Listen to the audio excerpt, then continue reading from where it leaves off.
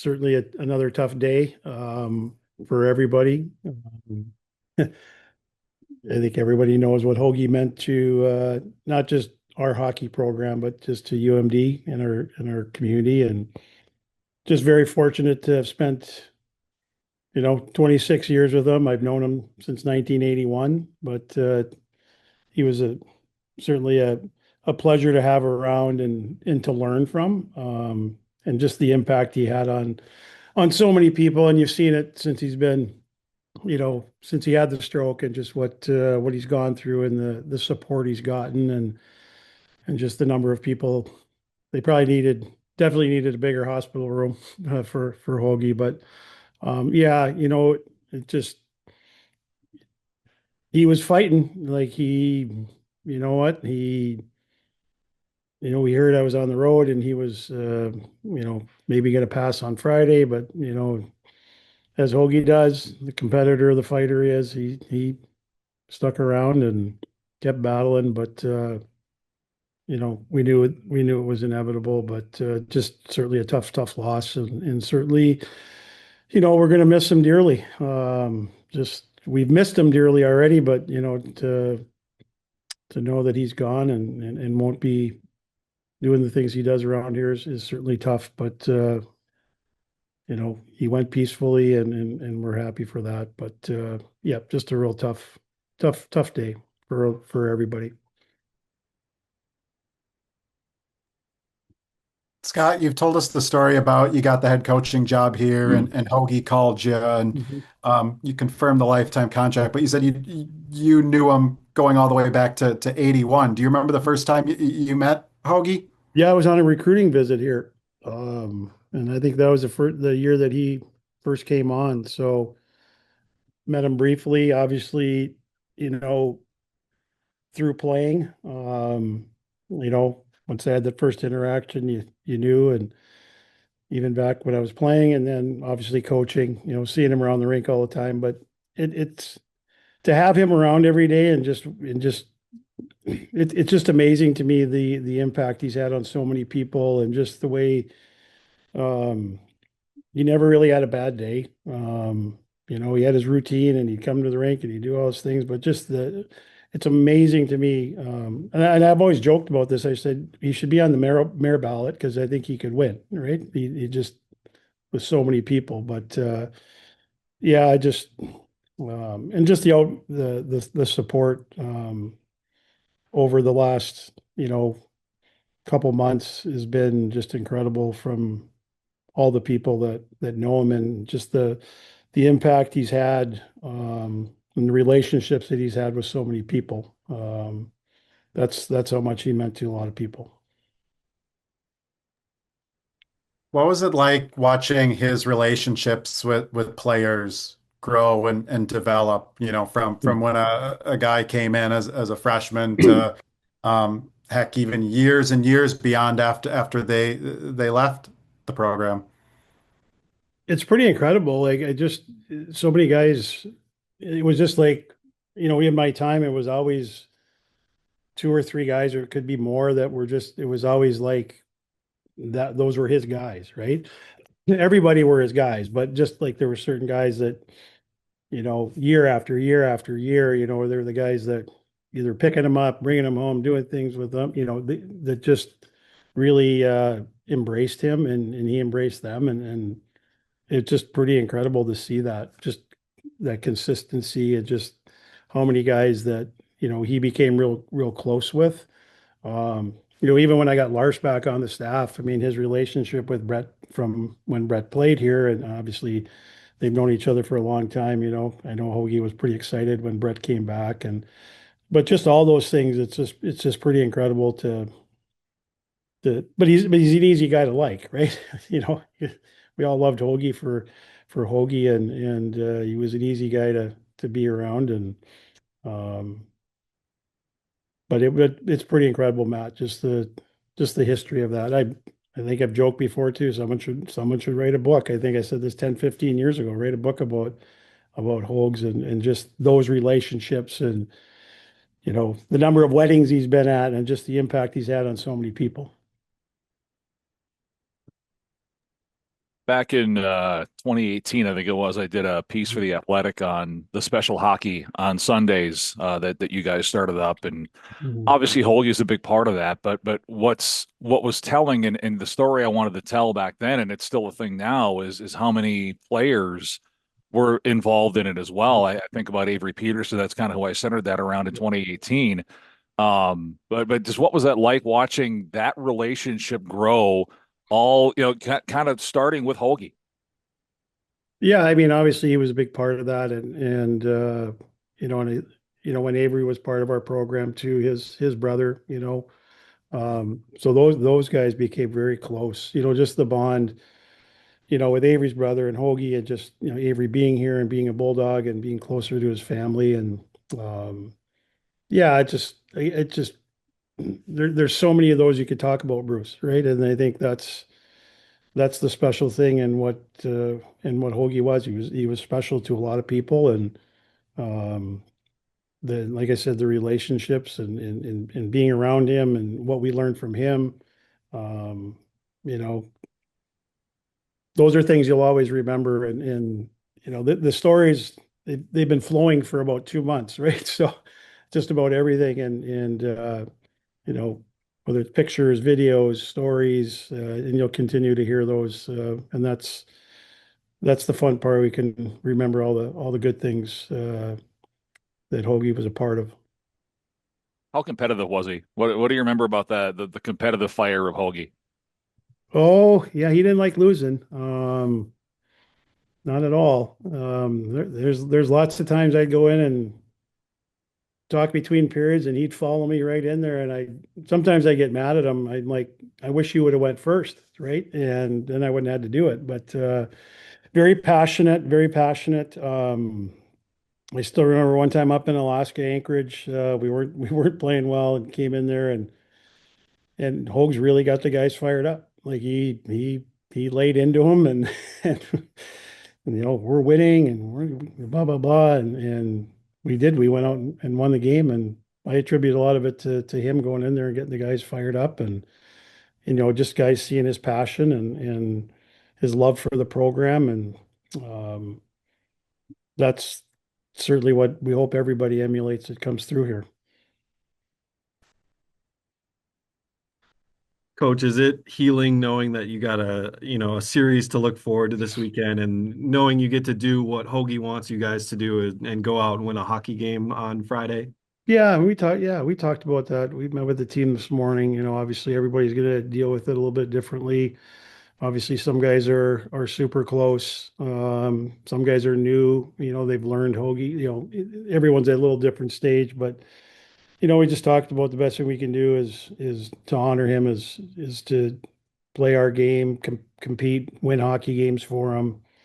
Keep him in the back of our mind. He fought so hard the last couple weeks. um, last week especially, we talked, just things like that what were important to him, and we'll honor him in a couple different ways too. But yeah, just hopefully, hopefully we can, you know, finish the year off the right way and do some damage in the playoffs, and we can all kind of honor him that way by doing what he certainly would want us to do, is to hopefully get back to the tournament or potentially the Frozen Four.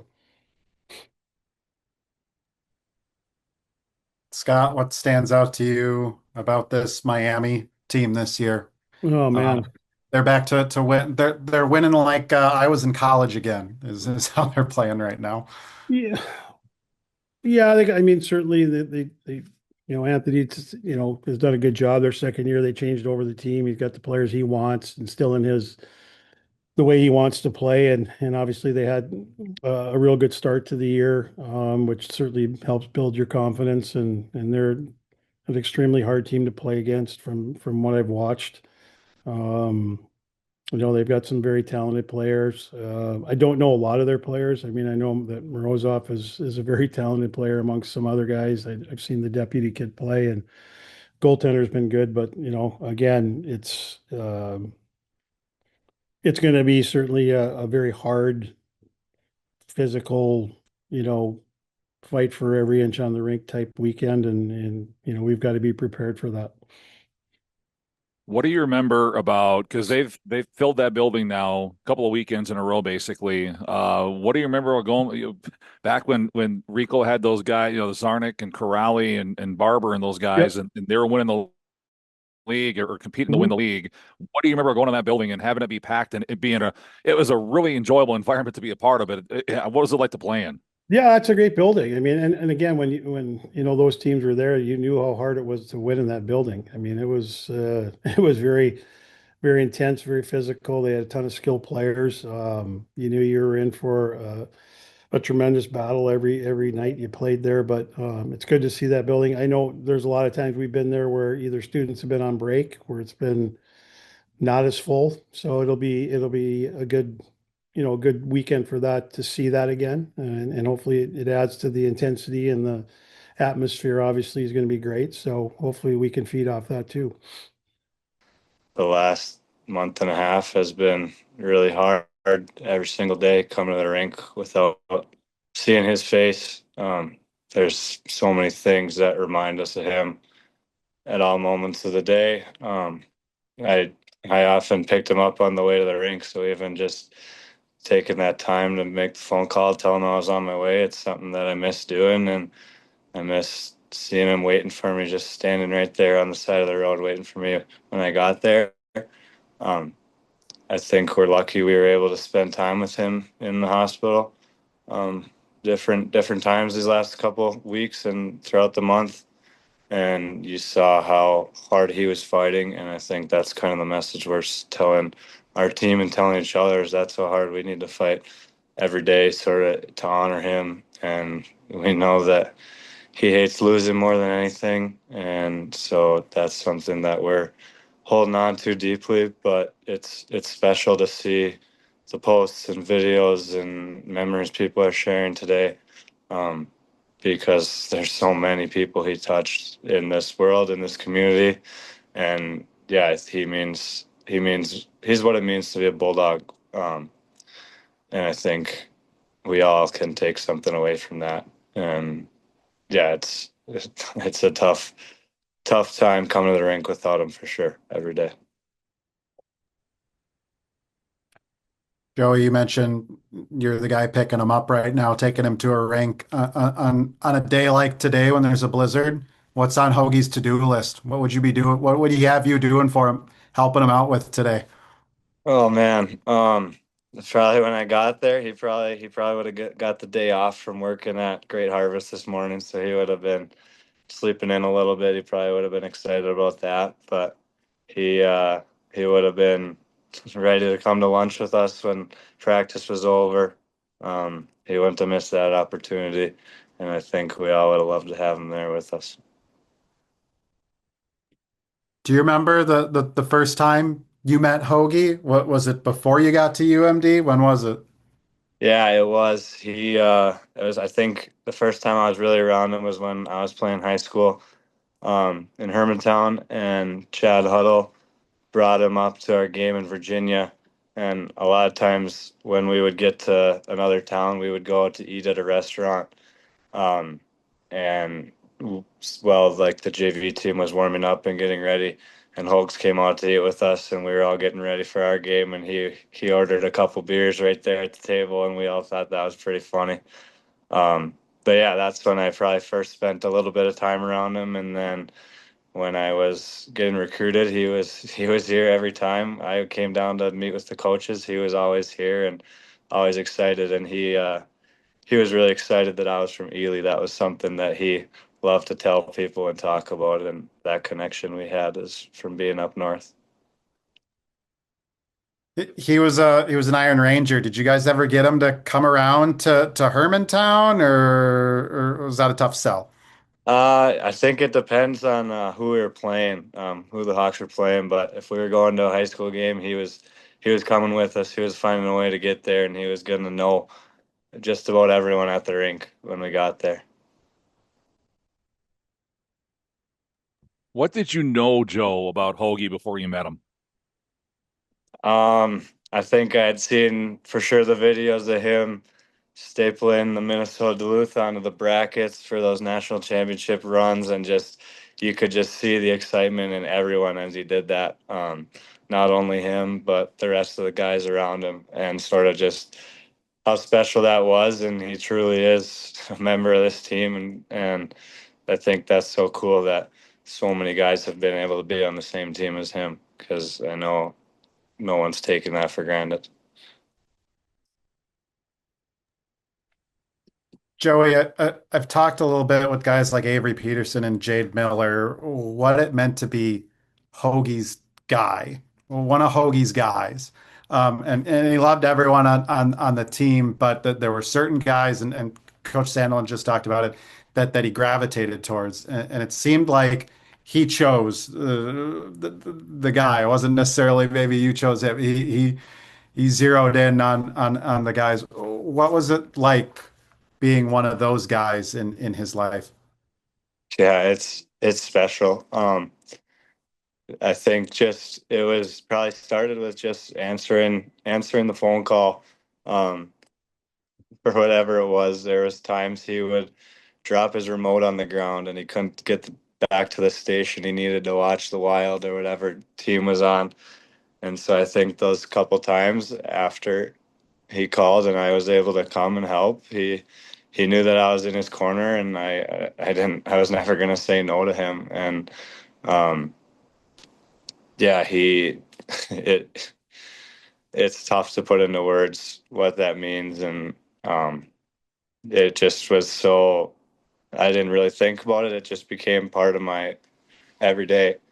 And it's tough that that's not reality anymore. But I know the team's helping me. We're helping each other. Um, but yeah, it's pretty tough right now.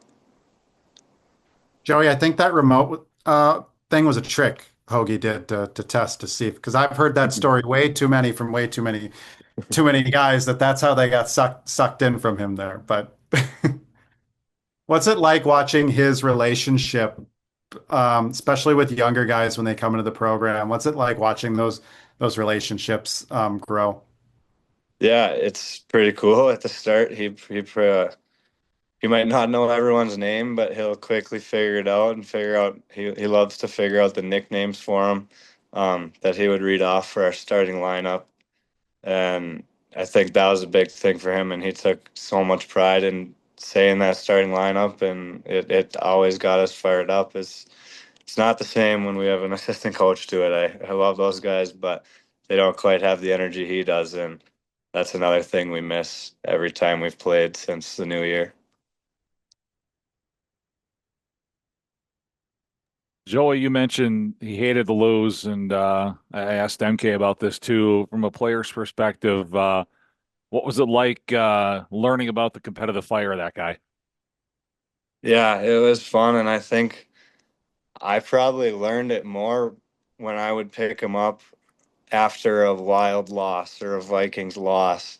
And he was pretty down in those mornings. And he would tell me his complaints. Usually they were the same ones that Paul Allen or whoever was on the radio had to say after the game. And he heard that, and he ran with those. But he was about as loyal as they come.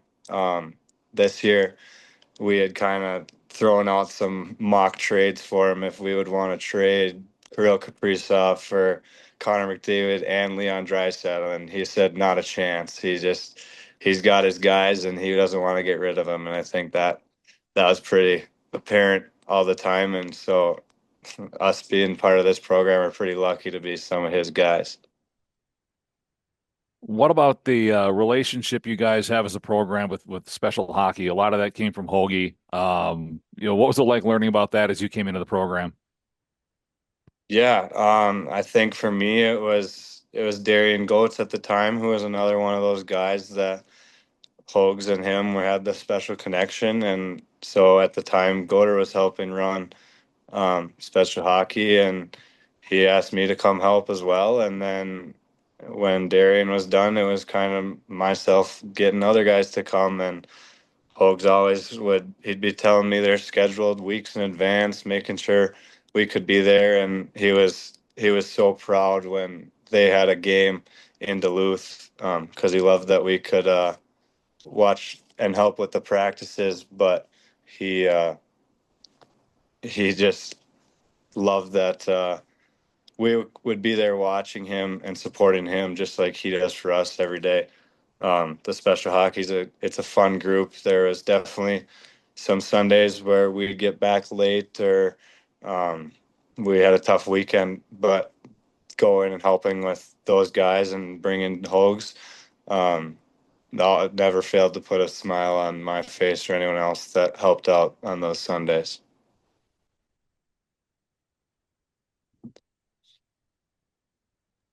Joey, is it kind of a healing feeling knowing that you guys have a series to look forward to, and that's Hoagie just wants you guys to play hockey probably right now. Like he's probably thinking like, don't worry about me, focus on this game. You know, have you thought about that as you kind of shift towards the series this weekend? Yeah, I think we are. It's not going to be possible for us not to think about him, but we want to do what we can to play for him and play with him in our minds. And just we know how he does everything with excitement, and he has a task in his mind, and he's going to get it done. And so I think that's what we're talking about in our locker room, and we're sharing all the good times with each other. And yeah, I think it's something we are definitely going to rally around. And it's everyone. It's the coaches. It's the players. It's the staff. We're we're one big family. And on days like this, it's more than about just playing hockey.